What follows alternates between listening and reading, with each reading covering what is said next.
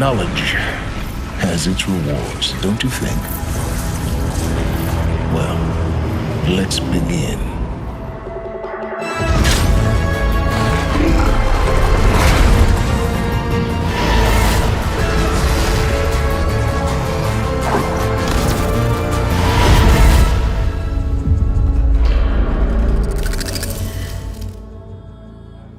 When we started DLC right from the beginning, we knew we wanted to do something with the Horus because it's a machine that we've seen throughout both games. This seemed like the perfect moment to bring it to life. The Horus was an interesting design. Right from the get-go, it served two purposes. One is to show the end of the world as it happened. We also wanted something that would look impressive and amazing in the landscapes. We settled on this ginormous insectoid machine that's at the same time also a mobile factory. The goal of the first section was to establish the Horus as a force of nature. But we also wanted to give ourselves some potential to escalate, to build up slowly. So starting with a stealth section felt really good to us. It also gave the characters the option to formulate a plan to collaborate with Seika along the way. All right, temperature critical. It's working! To make the beach encounter feel a lot more spectacular and dramatic, we kind of had to do completely the opposite from what we always did. And Horizon is very much about celebrating beautiful nature, and everything is lush. But here, because we're dealing with this final moment, we decided to do a 180 and go for just, gray and dark. A very, very different mood from what we usually did. We wanted to structure the fight, and to do that we separated the player and the Horus to give the player the opportunity to observe the Horus like in its entirety. It really gives you like an impression of its power. And of course, the beach gave us a reasonably flat space for that big guy to stomp around and splash around in the water.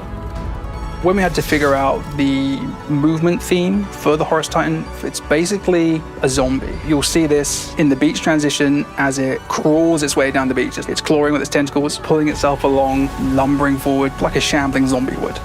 This was a very, very different content from what we used to build.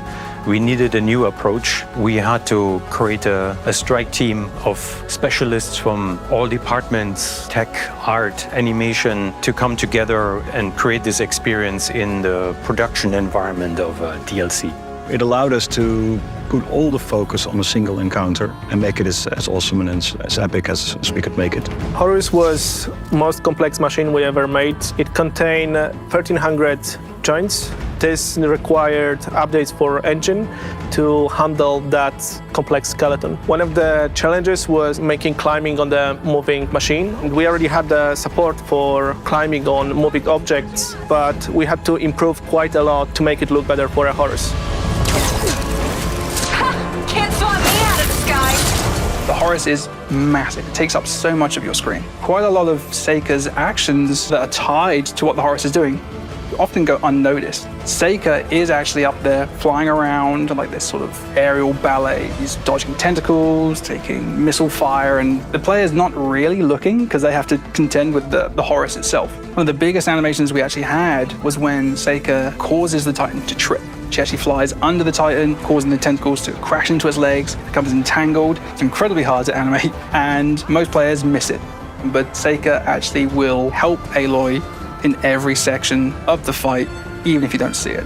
The fight builds up towards something as the Horus starts to become more and more overheated, as the fight becomes more and more intense and we get closer and closer to it. It builds up a sort of crescendo that really goes all in terms of animation, visual effects. All the abilities of the player will be challenged. We're really trying to push Horizon and our engine to the limits of what it can give here.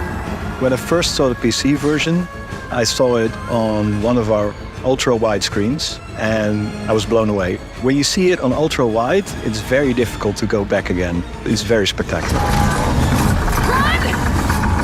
Horizon already looks wonderful, but seeing that on widescreen just hits different. He's heading